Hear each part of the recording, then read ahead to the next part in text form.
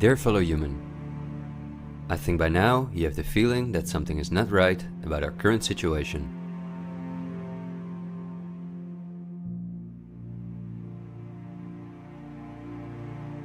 But I also think that the many ill-founded conspiracy theories may have caused you to distance yourself from both the media scaremongering and from those who spread the conspiracy theories. Still, I hope you will listen to me for a moment, because as you watch this video, hundreds of millions of people worldwide are falling into poverty because of the measures that have been in place for so long.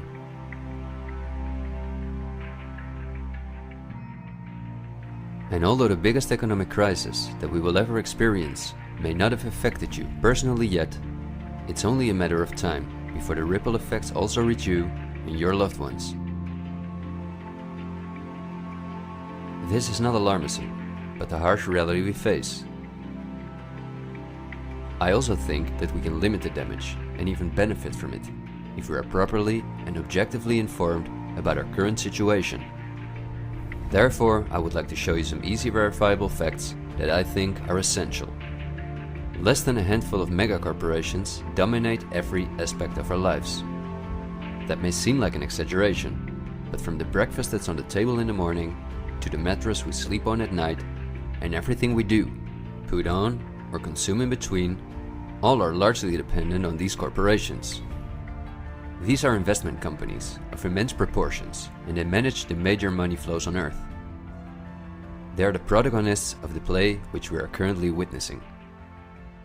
So as not to take up too much of your time, I've summarized the most important information as briefly as possible. How does it work? Let's take as an example a company like PepsiCo, which is the parent company of many of the most popular soft drinks and snacks in the world. There appear to be many different competing brands, but they all come from the factories of a small number of corporations that together have a monopoly on the industry. Within the packaged food industry, there are a number of other major companies such as Unilever, the Coca-Cola Company, Mondelez, and Nestlé. On this image, you see that virtually every well-known brand in the packaged food industry belongs to one of these corporations. You can easily get this kind of information. You can verify it on the websites of the relevant brands or on Wikipedia. Companies of this size are usually publicly traded and have a board where the largest shareholders call the shots. On websites like Yahoo Finance, we can find detailed company information, including who the largest shareholders of these companies are. Let's take PepsiCo again as an example. We see that 73.14% of the shares are held by no less than 3,379 institutional investors. These include investment companies, mutual funds, insurance companies, banks, and in some cases, governments. Let's look at who the largest institutional investors of PepsiCo are. As you can see, just 10 out of the 3,379 investors account for almost 1/3 of all shares. The combined share capital of these top 10 has a value of approximately $60 billion. But of those 10 investors, 3 own more shares than the remaining 7. Let's remember their names and let's see who owns the most shares at the Coca-Cola Company, Pepsi's big competitor.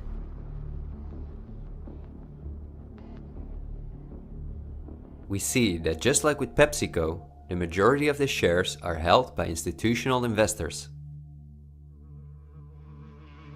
Let's look at the top 10 and start with the last one of them. 4 out of these 6 institutional investors we also saw at the last 6 of PepsiCo. These are Norton Trust, JP Morgan Chase, Geode Capital Management, and Wellington Management. Now, let's look at the 4 largest shareholders. 3 of these we also saw in the top 4 at PepsiCo. They are BlackRock, Vanguard, and State Street. And there's another one, Berkshire Hathaway. These are the 4 largest investment companies on the planet. PepsiCo and Coca-Cola are anything but competitors. But also the other big companies that own many brands, such as Unilever, Mondelez and Nestlé, are owned by the same small group of institutional investors. And you don't only find these names in the packaged food industry. For example, let's look up on Wikipedia what the largest companies are within the technology industry. Facebook owns WhatsApp and Instagram. Together with Twitter, they form the most popular social media platforms in the world. Alphabet is the parent company of all Google businesses, including YouTube and Gmail, but they are also the biggest sponsors and developers of Android, one of the two operating systems on which almost all smartphones and tablets in the world run. The other operating system is Apple's iOS. Finally, if we add Microsoft to the other three, we see that 4 companies produce the software that almost all computers, tablets and smartphones in the world depend on. Let's see who owns the most shares of these powerful companies. If we look at Facebook, we see that more than 80% of the shares are owned by institutional investors. These are the same names we saw in the food industry. Again, the same investors at the top. Then Twitter, which with Facebook and Instagram makes up the top 3. Amazingly, we see that the company is also owned by the same investors.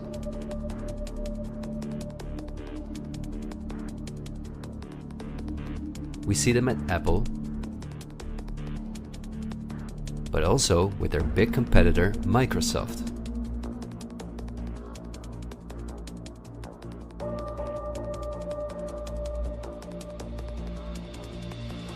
When we look at all the other companies that dominate the technology industry and build our computers, TVs, smartphones and household appliances, we see the same big investors who own a majority of the shares.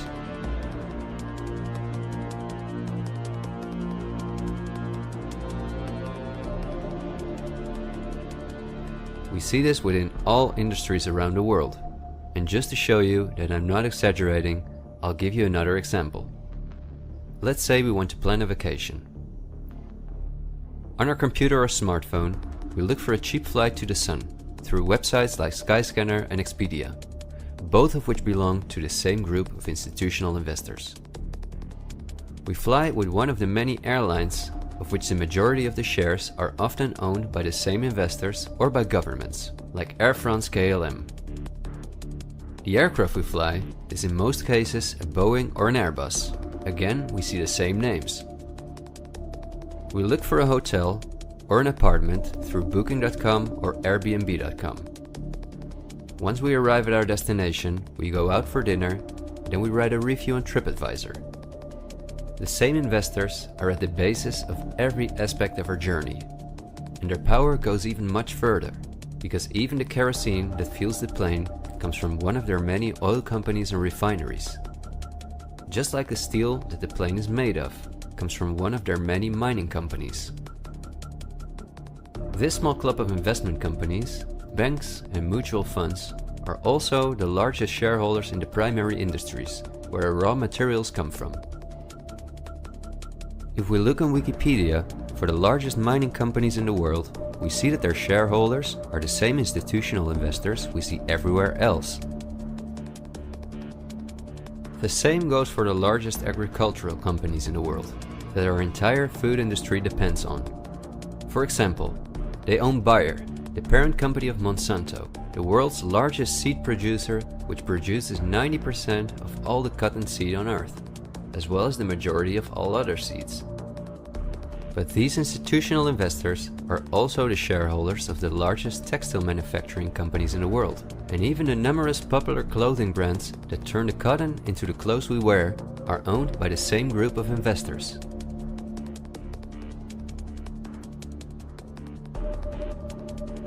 Whether we have the world's largest solar panel producers or the largest oil refineries, the shares are managed by the same companies. They own the tobacco companies, who produce all the popular tobacco brands in the world. But they also own all the major companies in the pharmaceutical industry and the scientific institutes that produce the drugs.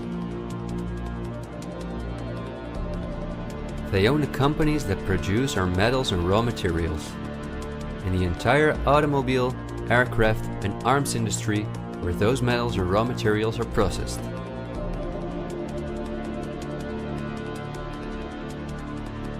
They own the companies that build our electronics. They own the big department stores and online marketplaces.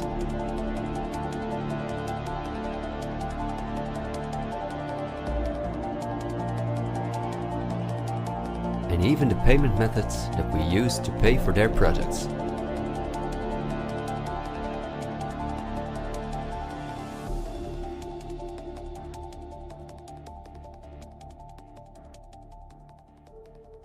Because I want to keep my story as short as possible, I've decided to only show the tip of the iceberg. If you decide to investigate on your own, using the sources that you've just seen, then you will discover that even many of the most well-known insurance companies, banks, construction companies, telephone companies, restaurant chains, and cosmetic brands are owned by the same institutional investors we just saw.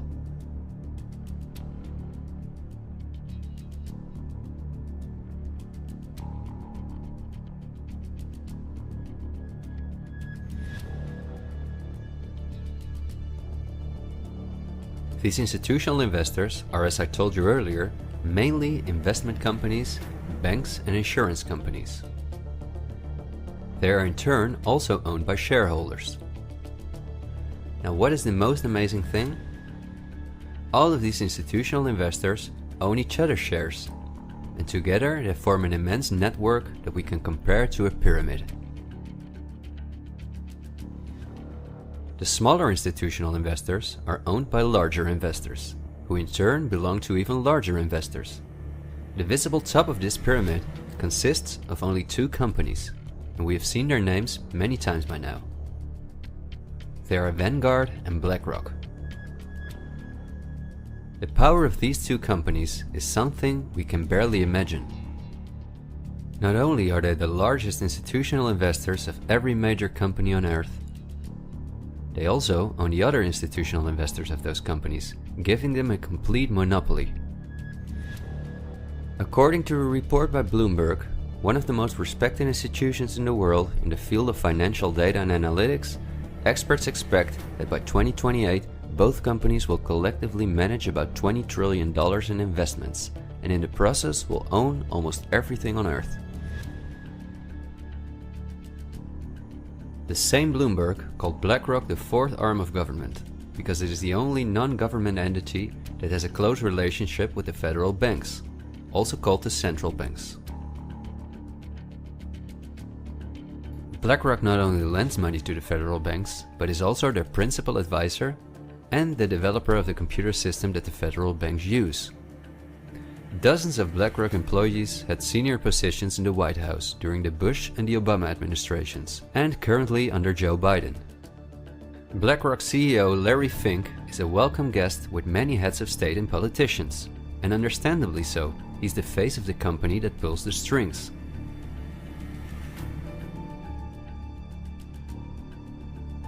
Yet Larry Fink does not pull the strings himself. In fact, BlackRock itself is owned by shareholders. And if we look at who those shareholders are, we come to a strange conclusion.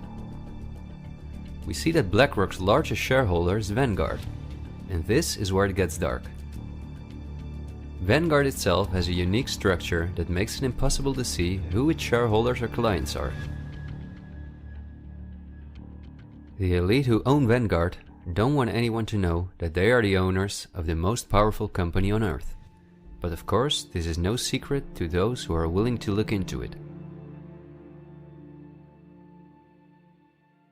Reports by Oxfam and Bloomberg show that 1% of the world's population collectively owns more money than the other 99%. Indeed, Oxfam claims that as much as 82% of all the money earned in 2017 went to this 1% of people. Naturally, those who own the most powerful company on Earth would also be the richest among this 1%. In other words, they are part of the 0.001%. Forbes, the most well-known business magazine in the world, claims that by March 2020 there were some 2,075 billionaires. Oxfam's report showed that 2/3 of all these billionaires obtained their fortune through inheritances and monopolies. So this means that Vanguard is in the hands of the richest families on earth. If we study their history, we discover that these families have always belonged to the top of the pyramid, some even well before the Industrial Revolution began. Because their history is so interesting and extensive, I will explain some more about them in the follow-up video that I'm currently working on. But in order not to elaborate too far, I will just point out that many of these families belong to royal bloodlines, and they are the founders of our banking system, the United Nations, and every industry in the world.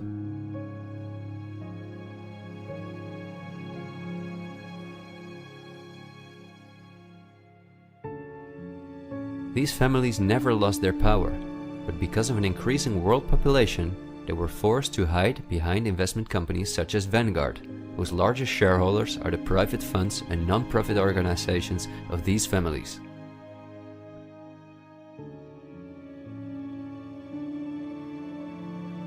To make the bigger picture more clear, I need to briefly explain something about these non-profit organizations. These are the links that connect the business community with politics and the media, allowing major conflicts of interest. At first glance, however, this is not too noticeable. Non-profits, also called foundations, are organizations that rely on donations, and they do not have to publish from whom they receive those donations.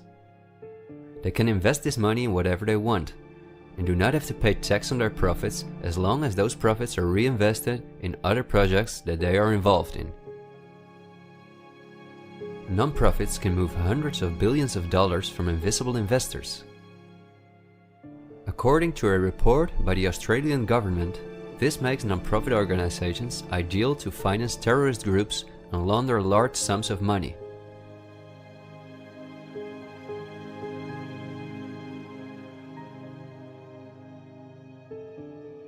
The foundations and funds of the families who are highest in the hierarchy of the 1% hide behind the scenes as much as possible.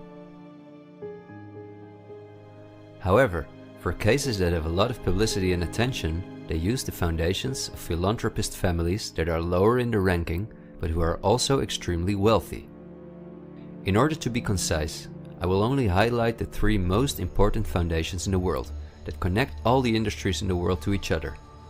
These are the Bill and Melinda Gates Foundation, the Open Society Foundations of the controversial multi-billionaire George Soros, and the Clinton Foundation. A very brief introduction to give you an idea of the size of these types of foundations. According to the official website of the World Economic Forum, the Gates Foundation is the largest funder of the World Health Organization, after President Donald Trump halted the funding of the WHO by the US in 2020.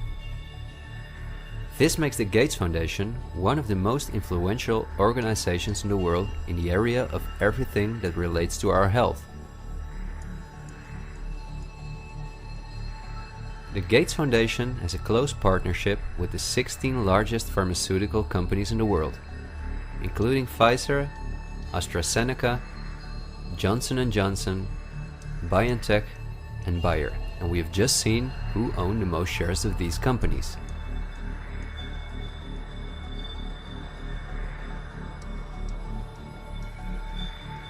Bill Gates was anything but a poor computer nerd who made it to one of the richest people in the world, but he came from a philanthropic family that, just like himself, worked for the absolute elite. Bill is the founder of Microsoft, which is owned by BlackRock, Vanguard, and until recently Berkshire Hathaway.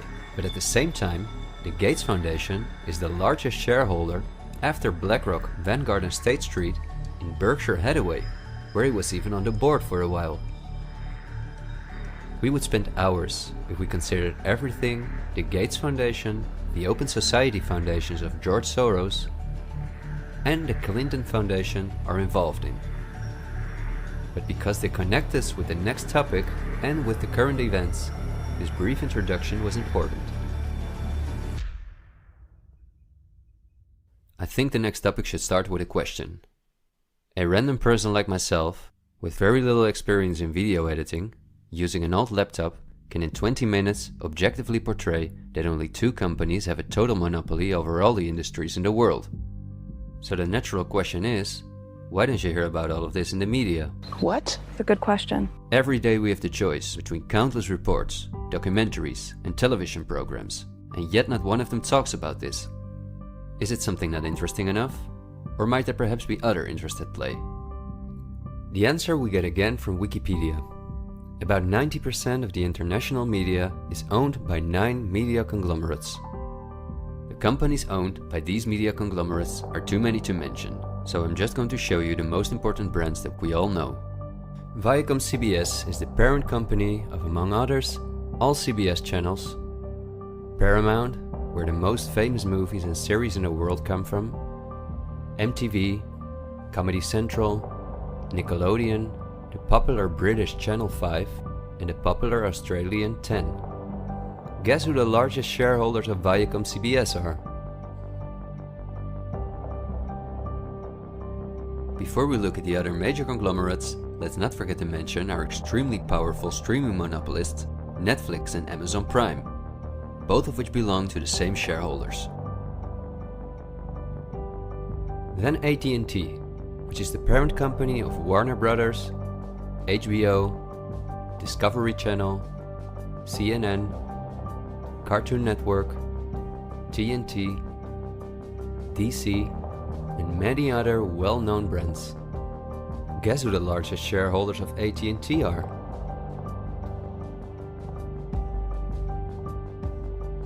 The third one is the all-powerful News Corp. This company owns many of the most well-known national and regional newspapers, magazines and TV channels in the US, the UK and Australia. The shares of News Corp are owned by the American multi-billionaire Rupert Murdoch and by the institutional investors we see everywhere else. News Corp's sister company is Fox Corporation, which is also one of the most powerful media conglomerates on Earth. Just like News Corp, it is owned by the Murdoch family and the usual investors. Then the Walt Disney Company, a conglomerate of unimaginable dimensions, with many subsidiaries such as Pixar, Marvel, 20th Century, Lucasfilm, ABC, National Geographic, and Hulu. Who are their biggest shareholders? Another powerful media conglomerate is Comcast. This is the parent company of NBC, DreamWorks, Universal, the Sky Group, Focus Features, Xfinity, and many other major media brands. As you would expect, their largest shareholders are Vanguard and BlackRock.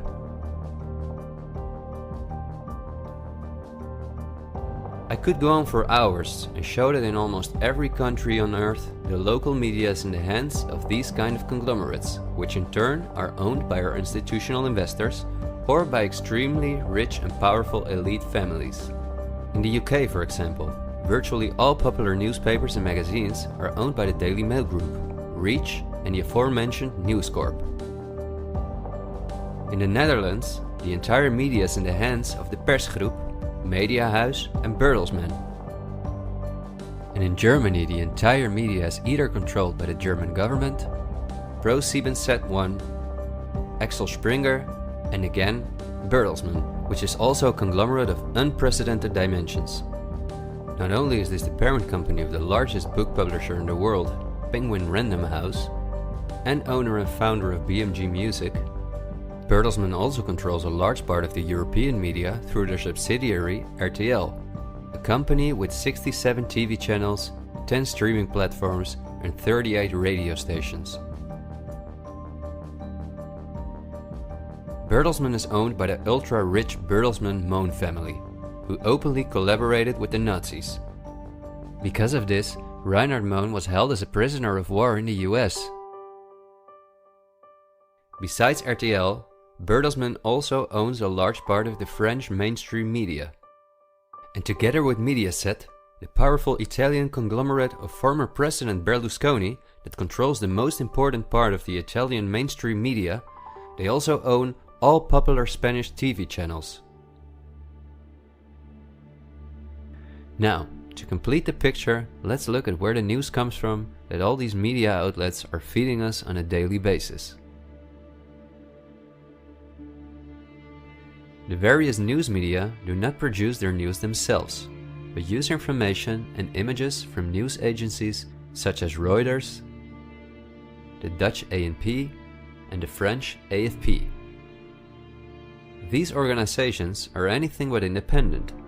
Reuters is owned by the powerful Canadian Thomson family. The ANP is owned by Dutch investor Kees Omen, and the AFP is largely financed by the French government.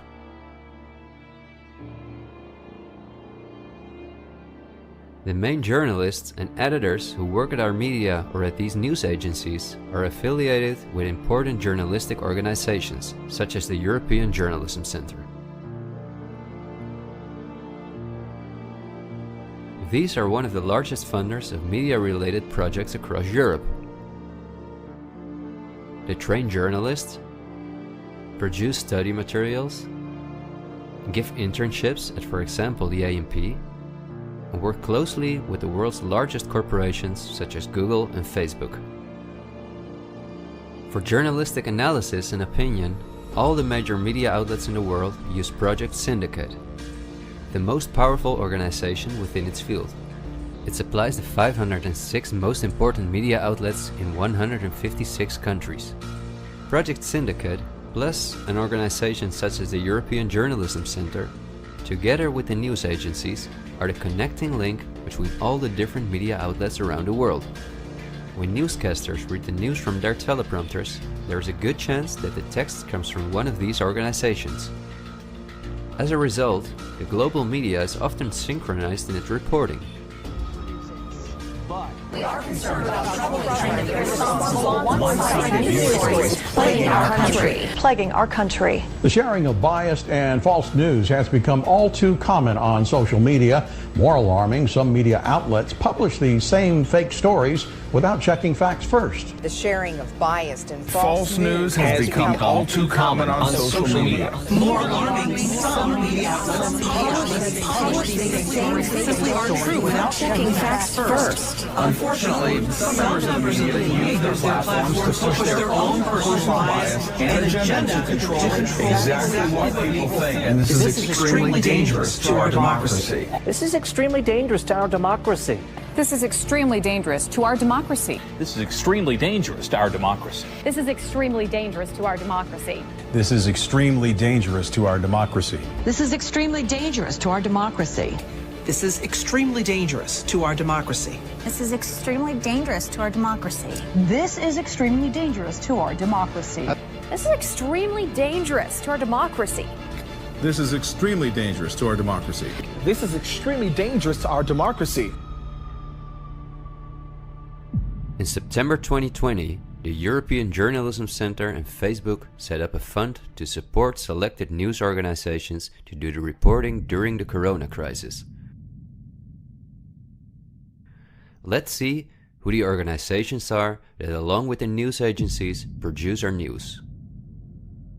At Project Syndicate, we see the Bill and Melinda Gates Foundation, the Open Society Foundation, and the European Journalism Centre.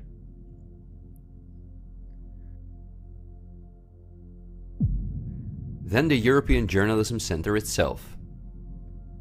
Again we see the Gates Foundation and the Open Society Foundation. And they also receive large donations from Facebook, Google, the Dutch Ministry of Education, Culture and Science, and from the Dutch Ministry of Foreign Affairs. The organizations that are at the heart of our information flow are funded by the non-profit organizations of the same elite who also controls the entire media. However, a part of our tax money goes to these organizations as well.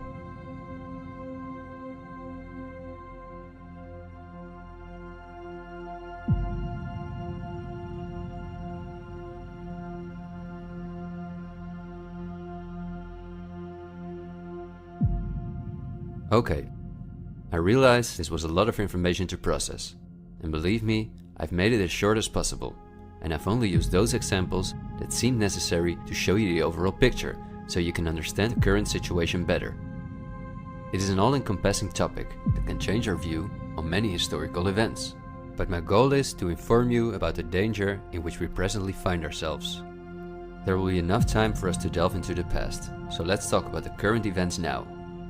The elite that controls every aspect of our lives, up to the information that we receive, depends on an unimaginably coordinated collaboration to keep all the different industries on Earth connected to each other, in order to ensure they all work in the elite's interests.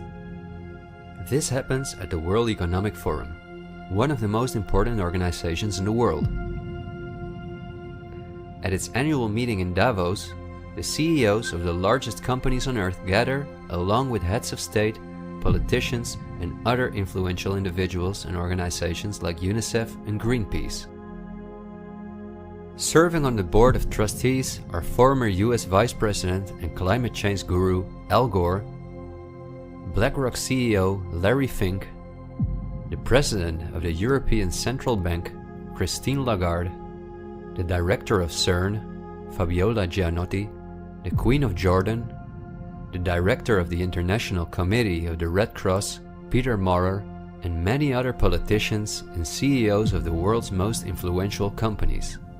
According to the WEF's official website, their annual membership fee ranges between 53,000 and 530,000 euros. But according to the WEF's year reports, around 71% of their total budget comes from its partners, who in this way pay for the membership of young politicians who cannot afford their own fee. Wikipedia reports the following. According to critics, the WEF is a business forum where the wealthiest companies can negotiate deals with other companies or with politicians. The purpose of the WEF for many of the participants would be personal gain instead of solving global problems. I don't like to make assumptions, but would there be so many problems on Earth if the key industry leaders, bankers and politicians since 1971 had gathered annually to solve our world's problems? Is it not strange that the world's leading environmental organizations have been meeting for 50 years with the CEOs of the most heavily polluting corporations while things just keep getting worse for our natural world?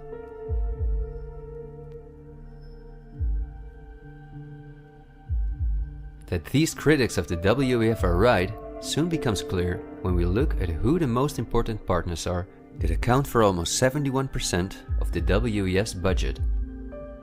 There are BlackRock, the Open Society Foundations, the Bill and Melinda Gates Foundation, and many other large corporations of whom Vanguard and BlackRock own the shares directly or indirectly.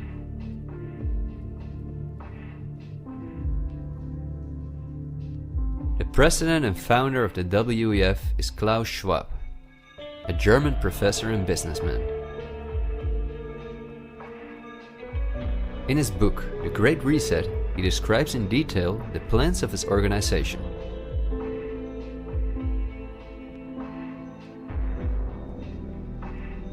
The coronavirus, according to him, is the excellent opportunity to literally reset our society in every regard.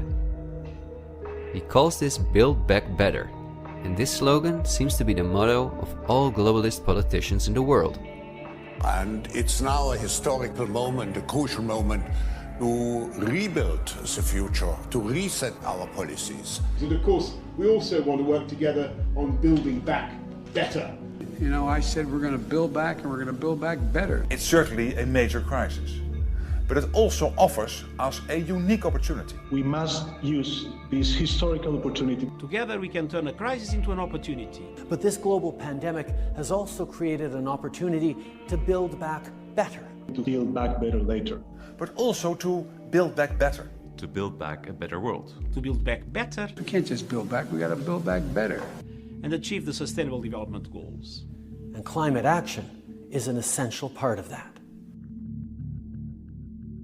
According to Schwab, our old society should be exchanged for a new one, in which countries give up their sovereignty to an all-encompassing world government, in which people own nothing but work for the state, in exchange for their housing, healthcare, and all their other basic needs.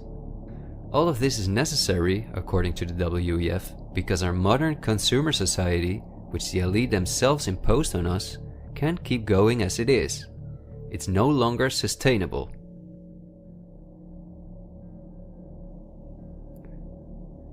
Schwab says in his book that we will never return to the old normal. And the WEF published a video that makes it clear that in 2030 we will own nothing, but we will be happy.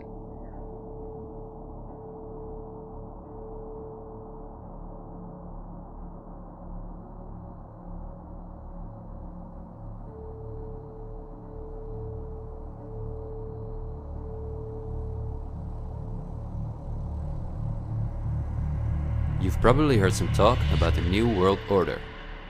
The media wants us to believe that this is a topic for conspiracy theorists, although it has been talked about for generations by presidents such as George Bush Sr., Nelson Mandela, and Bill Clinton. We have before us the opportunity to forge for ourselves and for future generations a new world order, a world where the rule of law, not the law of the jungle, governs the conduct of nations.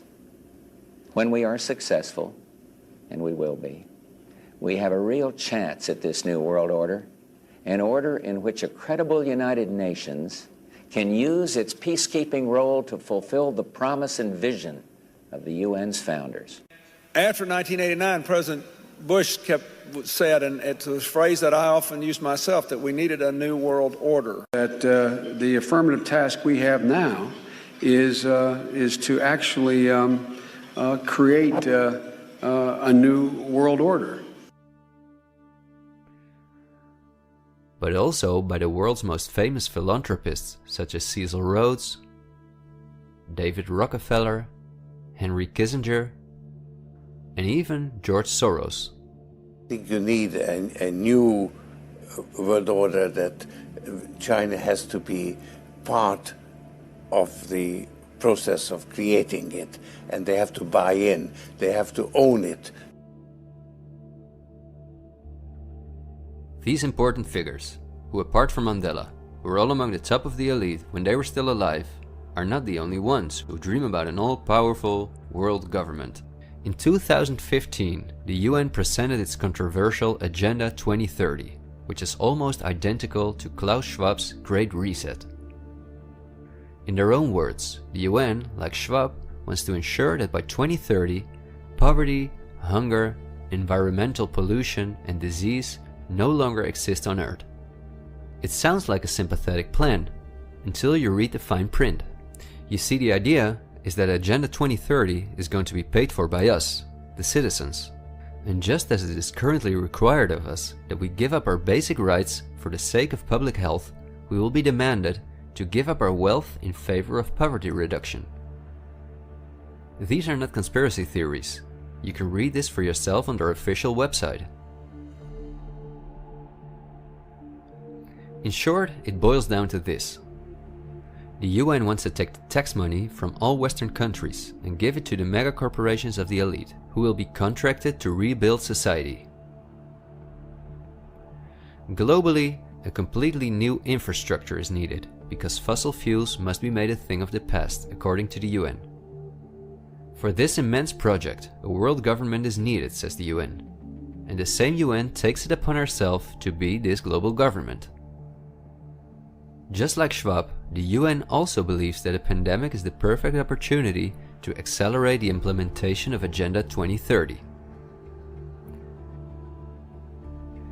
It is worrisome that the WEF and the UN openly admit that they consider pandemics and other disasters as an opportunity to transform society, especially since we have seen that the elite have all the resources at their disposal to make us believe that there is a pandemic, and even to create one. So we certainly should not take these things lightly, and we should examine them carefully. And when we do that, we come across things that are even more troubling.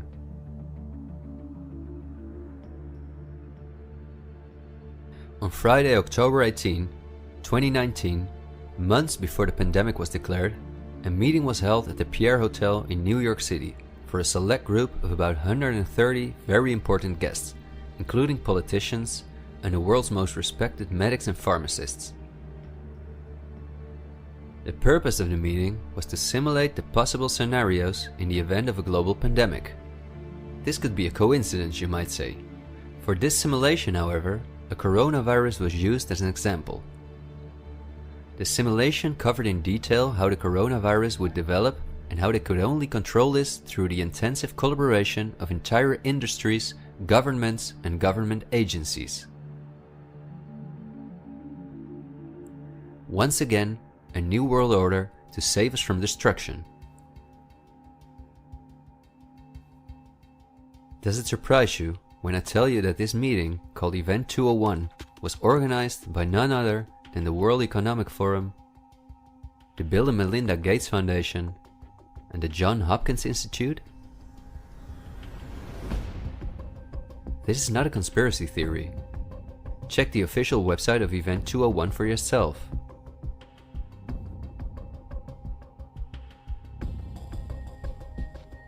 Perhaps at this point, it will no longer surprise you that the German Robert Koch Institute, which like every national health institute in the world is closely linked to the WHO, which is funded by Bill Gates, created a similar simulation in 2012. As was the case during Event 201, the simulation assumed the coronavirus. This simulation assumed that in a Southeast Asian food market, a coronavirus would spread from animal to human. How coincidental, isn't it?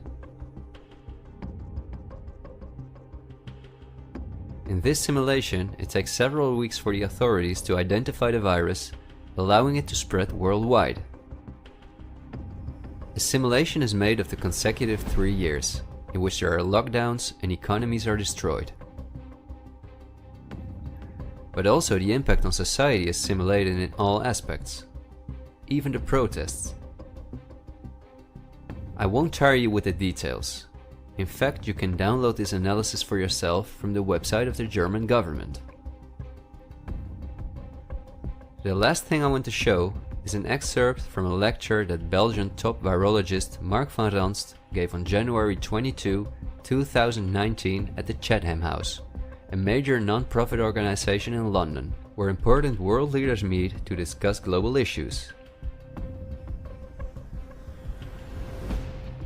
Winners of the Chatham House Prize include Hillary Clinton, Melinda Gates, and John Kerry.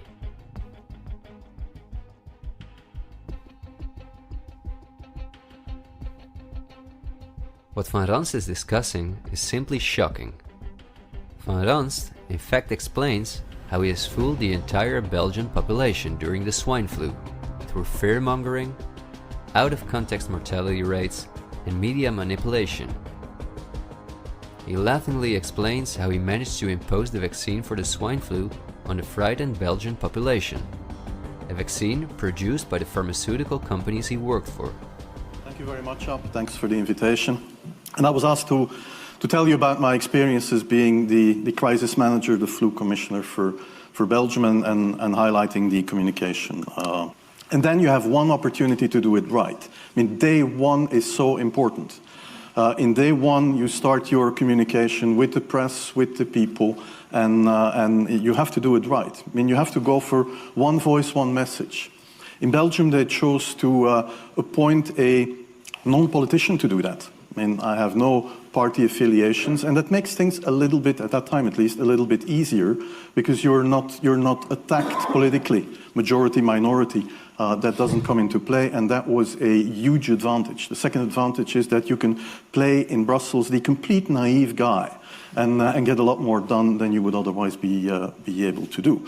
You have to be omnipresent that first day or the first days, so that you attract the media attention. You make an agreement with them that you will tell them all, and if they call, you will pick up the phone. When you do that, then you can profit from these early days to get complete carpet coverage of the field, and they're not going to search for alternative voices there.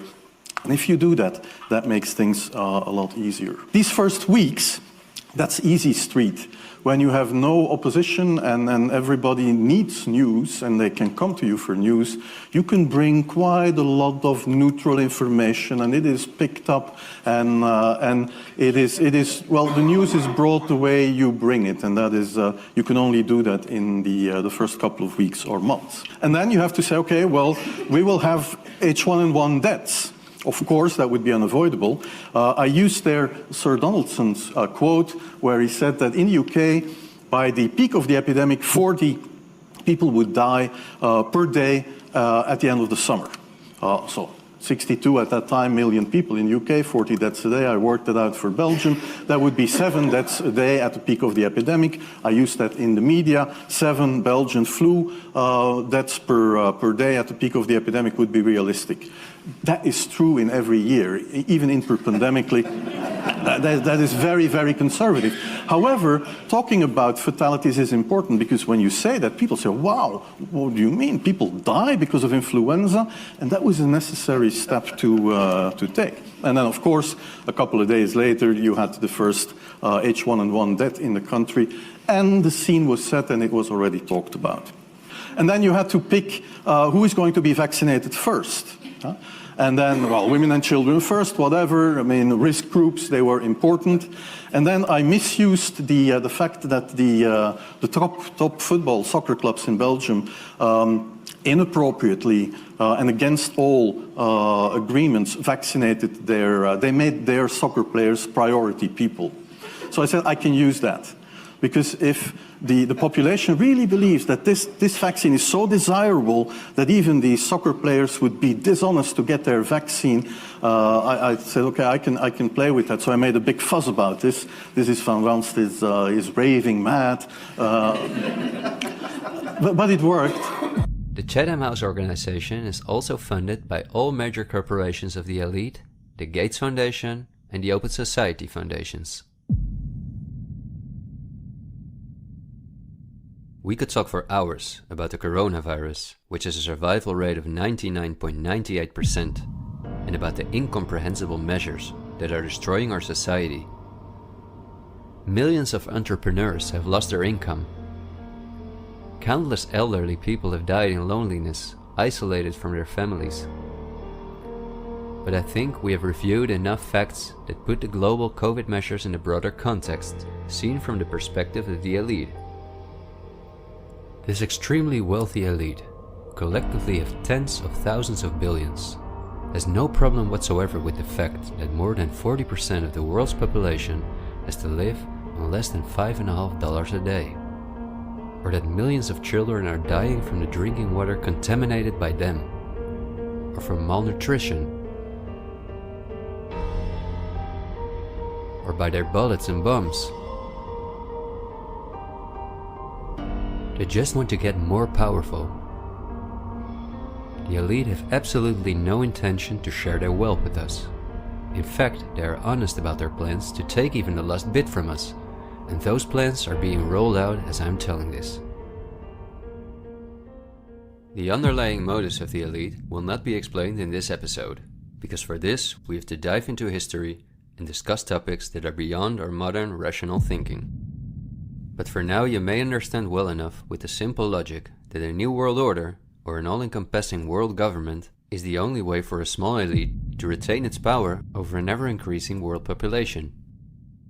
Companies like BlackRock and Vanguard do not benefit from national borders, import taxes, and real diversity.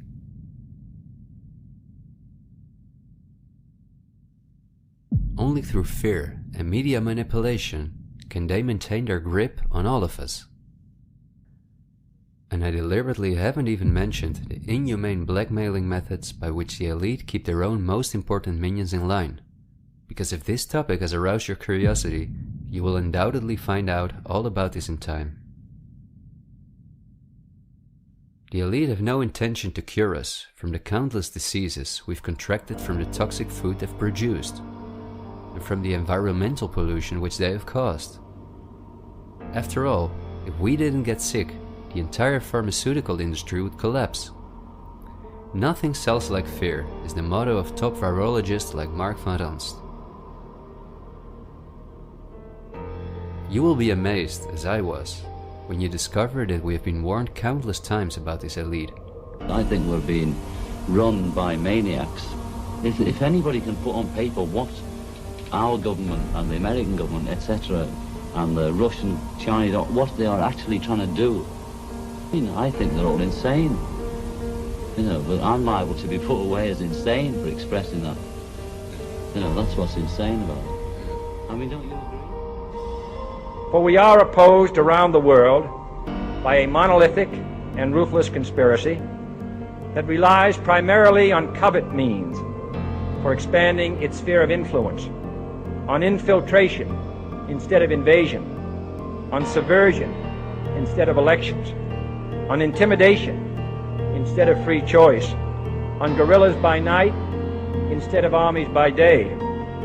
It is a system which has conscripted vast human and material resources into the building of a tightly knit, highly efficient machine that combines military, diplomatic, intelligence, economic, scientific, and political operations. Its preparations are concealed, not published. Its mistakes are buried, not headlined. Its dissenters are silent, not praised. No expenditure is questioned, no rumor is printed, no secret is revealed. President Kennedy has been assassinated. It's official now. The president is dead. Women here in shock, some have fainted. Men, Secret Service men standing by the emergency room, tears streaming down their face. There's only one word to describe the picture here, and that's grief, and much of it. It's official. As of just a few moments ago, the President of the United States is dead.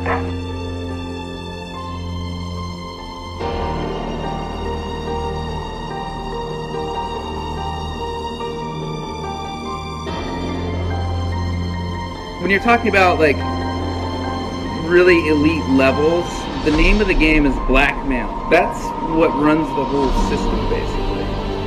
They want compromised people because they're easy to control.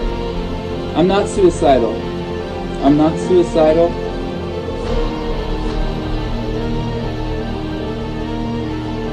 The deep state is those people within the U.S. government that are career employees that cannot be fired by people that we elect by the Congress or the President. Are these people in control? Can they enact laws? Fuck yes.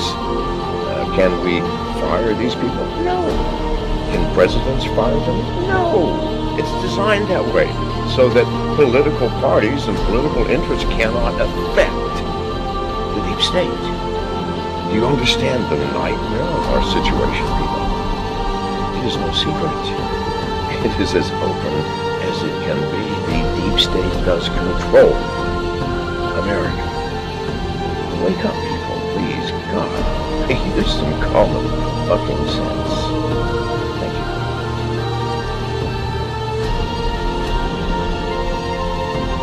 Something like 1984 could. This is the direction the world is going in at the present time. In our world, there will be no emotions except fear, rage, triumph, and self-abasement. The sex instinct will be eradicated. There will be no loyalty except loyalty to the party. But always there will be the intoxication of power. Always, at every moment, there will be the thrill of victory, the sensation of trampling on an enemy who is helpless. If you want a picture of the future, imagine a boot stamping on a human face forever. The moral to be drawn from this dangerous nightmare situation is a simple one. Don't let it happen. It depends on you. With this video, I hope to reach you, to reduce the ever-increasing distance between us. Only when we are divided can the elite retain its power over us.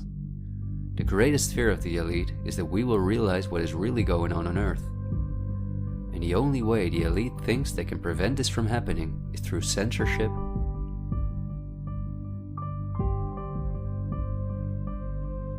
preventing human contact,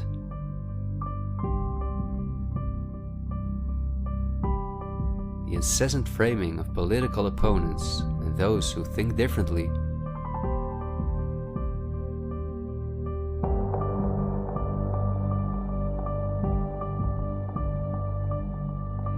and the use of brute force.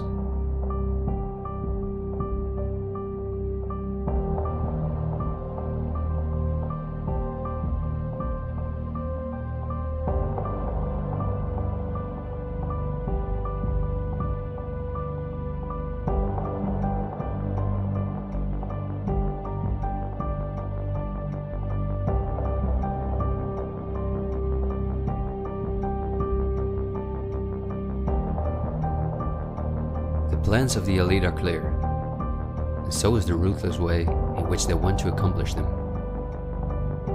If we allow this to happen, a new society will be built on the ashes of what we once knew. A new society in which we will own nothing, not even a home of our own. The elite wants to make sure that between now and 2030, everything you now own will be theirs. For this, devastating economic crisis is necessary. First, the middle class is attacked, which is the backbone of society. Entrepreneurs are forced to go into tremendous debt, which will ultimately cause them to lose all their possessions.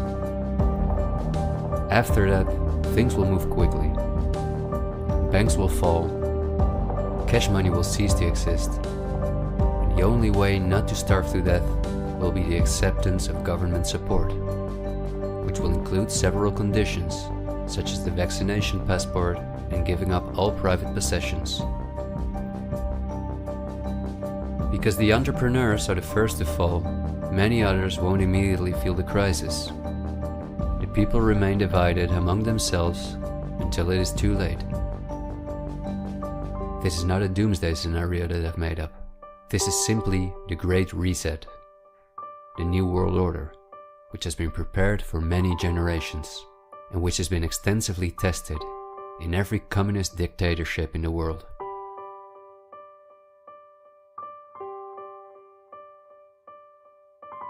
But this can also go a different direction, and instead of a great reset, we can cause a great awakening and create a world where no one has to go hungry, and where we can live in a sustainable way, in freedom with each other and with nature.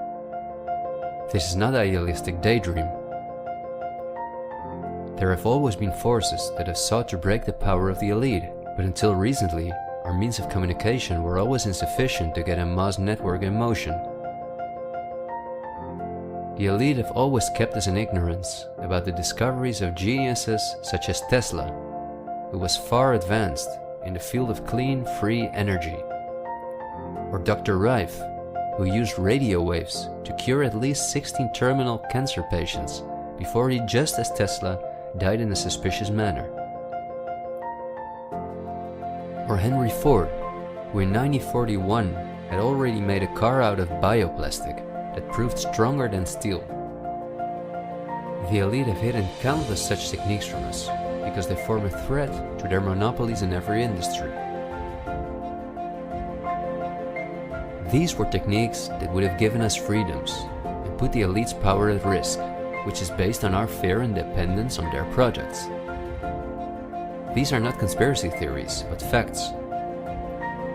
What I am saying is that a world of new possibilities is opening up for all of us, where there is no poverty, no pollution, diseases, or wars, and in which governments work for the welfare of the people rather than the other way around.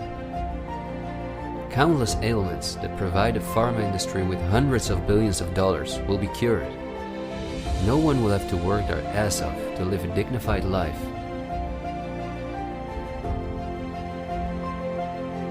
People will no longer live in fear because of the lies of the media, the pharma industry, the climate lobbies, and politicians. It's all on the horizon, but we have to go through the storm first and recognize what the real problem is in our society. I want to thank you for listening to me, and I hope someday, in freedom, together we'll reflect back on this unique moment in history. There is still so much to tell, but we will save the rest for later. This video was only intended as an introduction. This is where our journey starts, and it will be a difficult one, but we will undertake it together, and we will help each other get up when we fall.